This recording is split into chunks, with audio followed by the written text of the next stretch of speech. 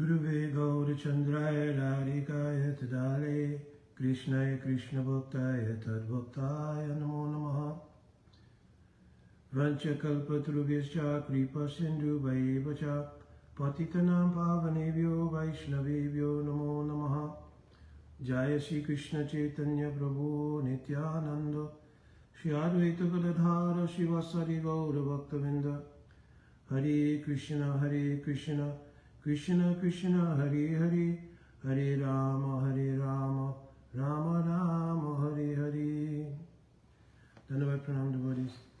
So I have one question that came in yesterday, and I'm just going to answer it as briefly as possible, because I know during Kartik Mass many devotees, including myself, we're trying to have so much time for many aspects of our inner bhajan life, or if it's bhajan abhas, whatever it might be, we're trying our level best. At the same time, Swadhyay and Guru Seva are still important things. And so I've always considered that it is part of Seva, excuse me, I'll try to adjust this, that is also part of Seva to do these questions and answers. I'm trying to position this in such a way the skylight doesn't interfere. So yesterday one question came in, and paraphrasing the question, it was regarding the fruitfulness of philosophical debate and the harm that can come from philosophical debate.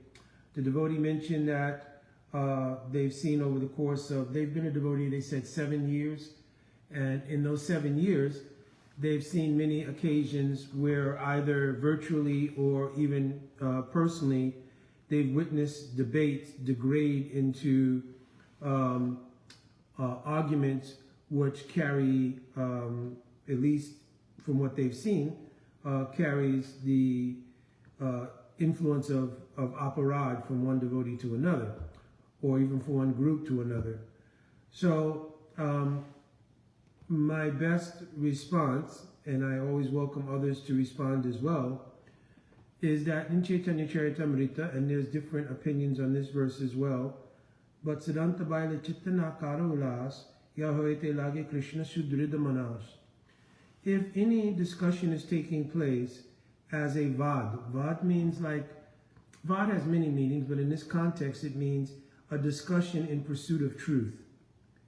As long as any philosophical or theological discussion carries that essential content and is devoid of the upsurge of material egoism or other material conditioned byproducts, and that's a very difficult thing to do because I am a conditioned soul. I cannot speak for everybody, but whatever level of conditioning that we may still have in our unfoldment, some of that may rise and become, seep into the nature of a discussion. We, of course, should always try, and this is maybe the differentiating factor that I'm speaking about, there should be a great attempt to prevent the seeping of whatever our material conditioning is from seeping into discussions when it comes to theology or philosophy or seeking the truth for our genuine growth and unfoldment. Sometimes that is very difficult, but it should be something that is part of any philosophical discussion. Just like there's a popular saying, check your ego at the door, and etc. So we should have that kind of mentality in going into philosophical discussions, that I'm speaking to Vaishnavis, I'm speaking from the service to my Guru Pada Padma. And in doing that, a natural kind of adhar or respect should manifest in the devotee's heart. And therefore, in their dealings with other Vaishnavas, that feeling should become the prominent mode of transmission of whatever it is you want to say or get across, etc. When that doesn't happen, a natural degradation of the discussion that may have originally even been in pursuit of truth then becomes jalpa. Jalpa means that I want to hear my conclusions. I want to hear my understandings. And that becomes prominent. And when that becomes prominent, the false egoism develops a taste in hearing our own selves elucidate on various things. And therefore the ideal, which was to find a truth in a discussion, becomes displaced or becomes secondary to tasting my own philosophical abilities or something. And then when that degrades further, it becomes vitanda. Vitanda means that there becomes a sense of the need to establish superiority of my argument at all costs. And even at the sacrifice of what may be true, still I want to establish my point. So at this point, truth becomes irrelevant, and the establishment of my conception, my idea, my point becomes prominent. So of course, whenever any discussion degrades to that point, then the efficacy for anyone involved, whether it's a multi-discussion or two people discussing, the efficacy of finding the truth and the potential for growth from discovering that truth becomes lost, and rather there is a harmful effect. It's just like any medicine. The medicine taken as a dosage, according to the instructions of the physician, has great efficacy in curing a disease or dealing with a health problem. But when taken according to one's own conception, well, if I took one and that's very powerful, maybe I'll take 10. That should be more powerful. So you can see the ill-based logic there, right? So if we find discussions degrade, then we should remove ourselves from those discussions, because then it becomes what is called tarka.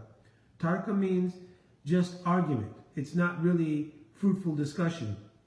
And it can't lead to revelations of the truth, nor, as in the verse, Ihalagi Krishna Sudrida Manas.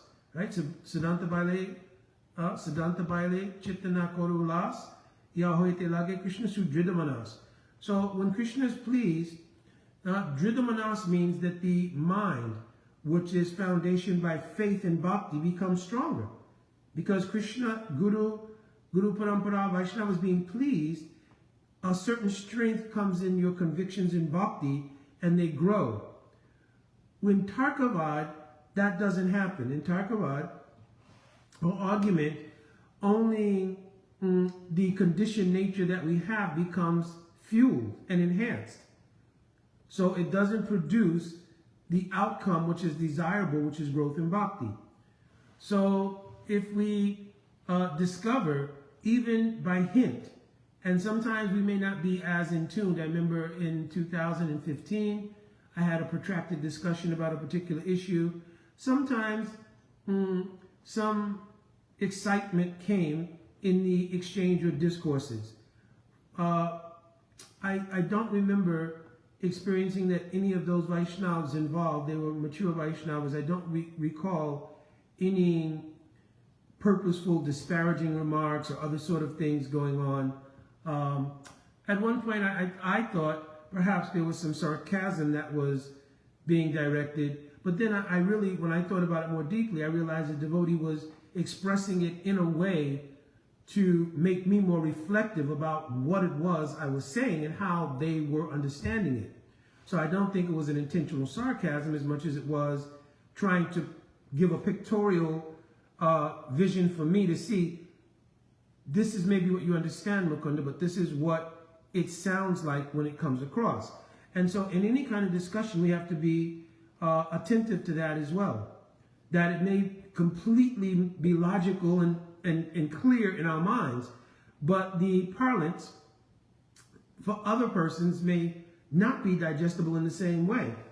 So we always have to be careful, and I've always tried very hard to try to create a balance between expressing what I've understood of Guru, Sadhu, and Sastra with the actual Guru, Sadhu, and Sastra present. Because when you do like that, it gives more of a weight towards these sayings of our gurus, our Guru Parapadma, our Guru Vargas, than it does how you've understood them. And also where you find a lack of willingness to do that is indicative that perhaps the conversation will lead more towards Jalpa and Vitanda than actually establishing a truth. Because we all know that truth and the vetting process to find truth is in Guru, Sadhu, and Sastra. So we can't dismiss any of those elements if we're looking for actual discussion to find the truth, right? So our understanding even has to take a back seat to Guru, Sadhu, and Sastra, right? So even a person may hear the teachings coming from their Sri Gurudev, and because every person is a unique DNA, so to speak, not just physically speaking, I'm speaking karmically and by bhakti sanskars. I think I mentioned this yesterday. Everybody, praktana adunki chasti yasat bhakti vasana.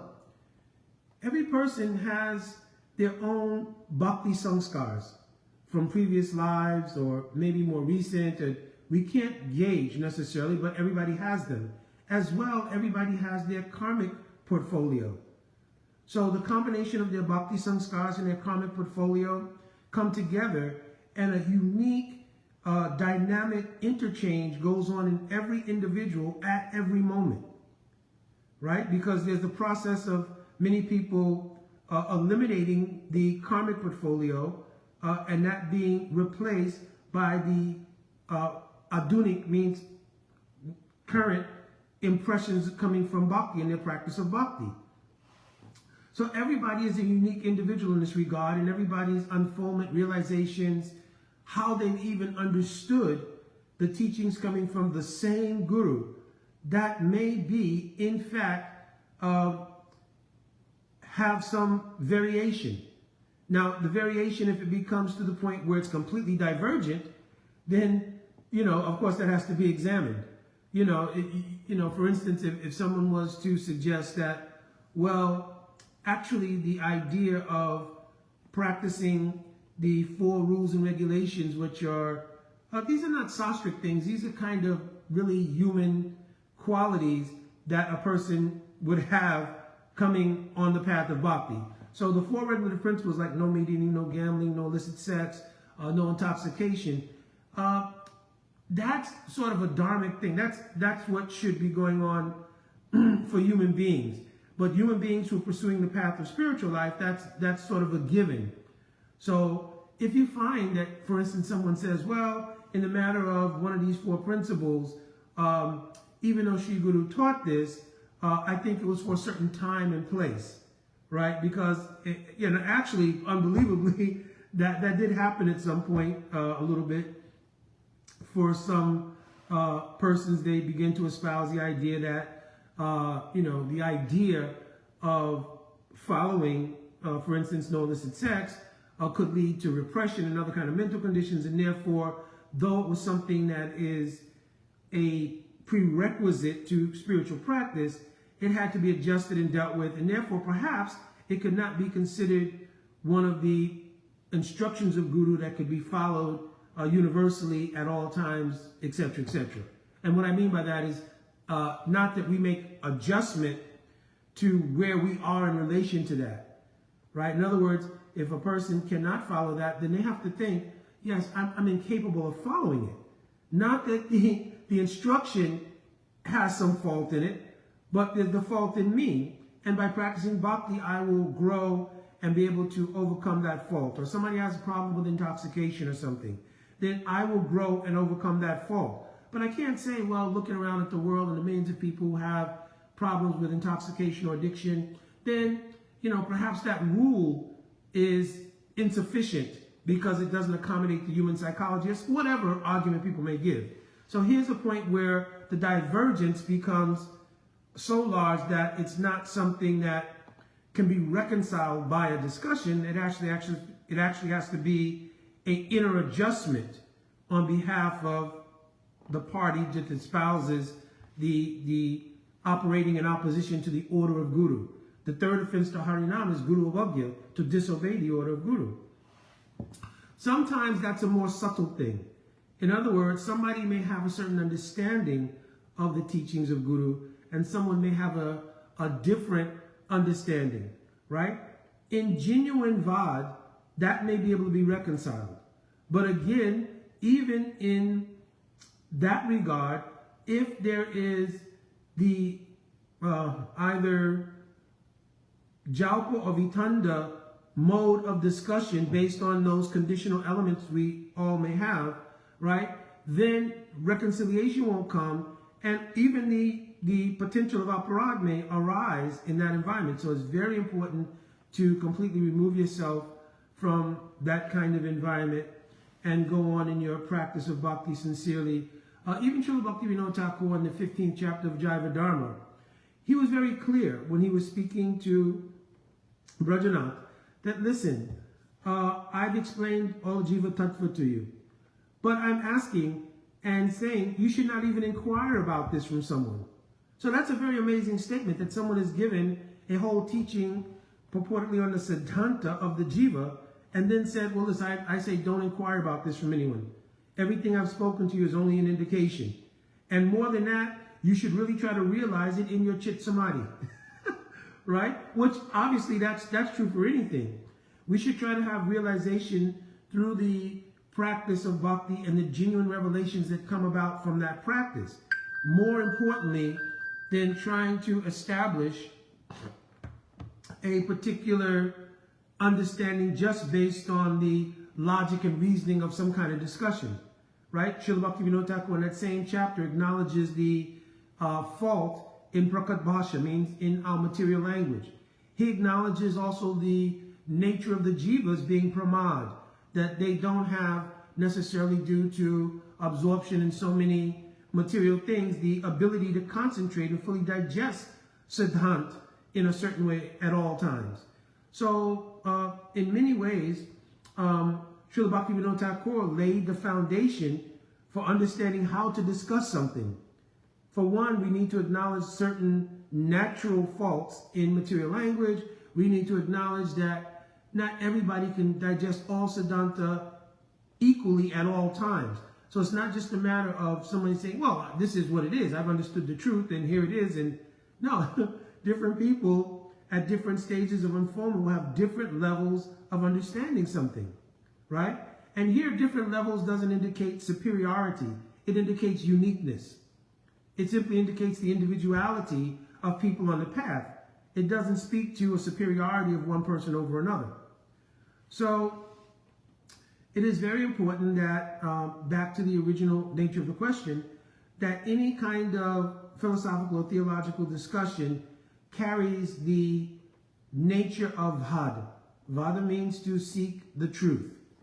And in seeking the truth, it is extremely important that the relative aspects of our own being are put to the side in deference to the absolute nature of realized souls, Guru, Sadhu, Sastra, that becomes, and also that tandem, Guru, Sadhu, and Sastra, because sometimes in a discussion also, if one person says, well, my Guru Dev said, and somebody says, my Guru Dev said, then you don't really have a basis to come to a conclusion, because there are many factors which may be involved. One is your Guru Dev may have said to you for a particular reason. My Guru Dev may have said to me for a particular reason, right? Perhaps my Guru Dev, your Guru Dev, they may have a certain angle of vision on a particular Siddhanta at a particular time for a particular reason, etc., etc. Therefore, Guru always says the vetting method and the method for establishing the truth is Guru, Sadhu, and Sastra. Because by that tandem, then there is, consistency of thought at a level where it can be reconciled. Right? Because it was even very clear many years ago to me that I saw that our Srila Prabhupada had spoken a certain theological idea. And different devotees understood it according to their maturation, etc., differently. The problem is that later on, that unfolded into a group dynamic where some people said, well, this is it. Other people said, this is it, and never the twain shall meet.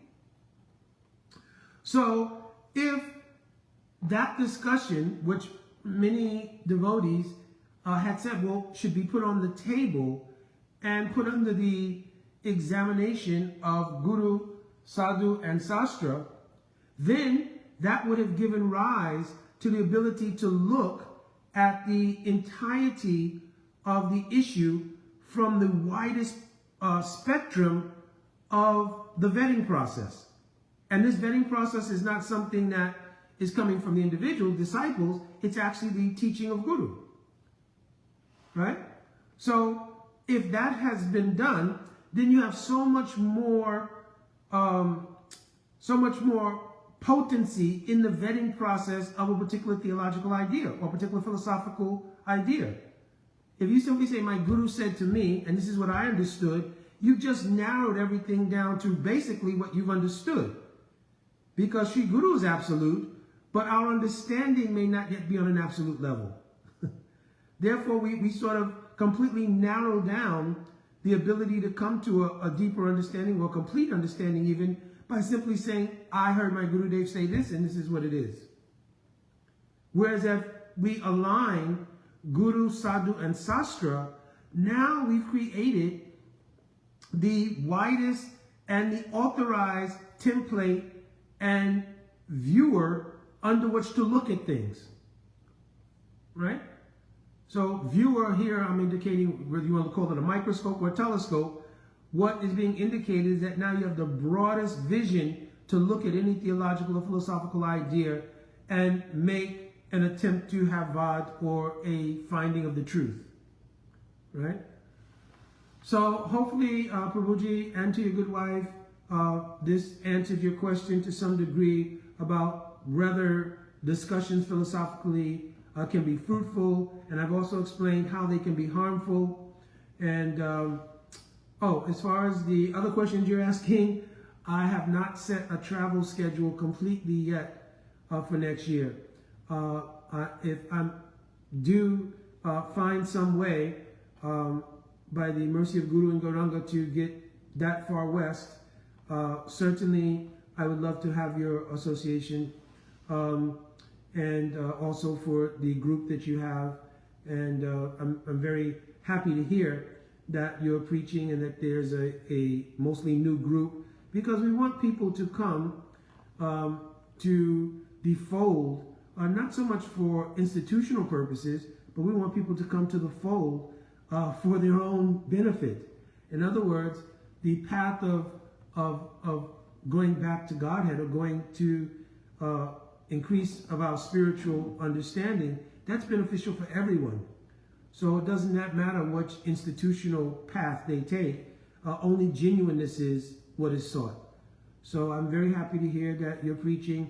And also I'll say, I know in your humility or in your feelings about yourself, you feel yourself a certain way. I'm not going to repeat here.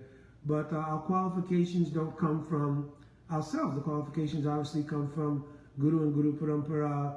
So your efforts to do whatever it is that you've understood best in pursuit of helping persons, that is recognized and subsidized by Guru Parampara. When I first went to preach in Africa in 1979, I had still not read even all of our Srila Prabhupada's books. That was something I vowed to do while in Africa, because we had so many books. Actually, when I first entered the small apartment we were staying in when we started our preaching in Nigeria, the place that was to be our temple room was filled from floor to ceiling almost with donated sets of Srimad Bhagavatam and Chaitanya Charitamrita. So I vowed that I was going to read every book, every purport, etc. And, by grace of Guru and Gauranga, I kept that vow. It doesn't mean anything because it's a matter of understanding, but at least the intent was there. And my point here being that certainly so much understanding that by the grace of Guru and Gauranga may have entered my patra at this time certainly wasn't there at that time, and hopefully in the future revelations will be deeper and deeper, etc. But the point was, because I tried to do seva, that whatever it is I understood, I try to share genuinely and to bring people into the fold of the special mercy of the gift of spirituality given by Sriman Mahaprabhu, right? We don't condemn anyone for taking any spiritual path, but we do recognize the speciality of the gift of Chaitanya Mahaprabhu, right? Chirarata damni jagupta vitam swanama premamritatyudhara apamra yovitatara gaur. So this was a verse that was often quoted by Srila Gaura Govind Swami Maharaj, that Chaitanya Mahaprabhu, he did the amazing thing which only happens once in a day of Brahma, and that's that he imbued Sri Harinam with Prem Amrit, the nectar of Prem, right? So it doesn't only give liberation, but it gives the uniqueness of service to the love of Shri Radha Krishna Yuga. This is the speciality of Mahaprabhu's gift in this Danya Kali Yuga.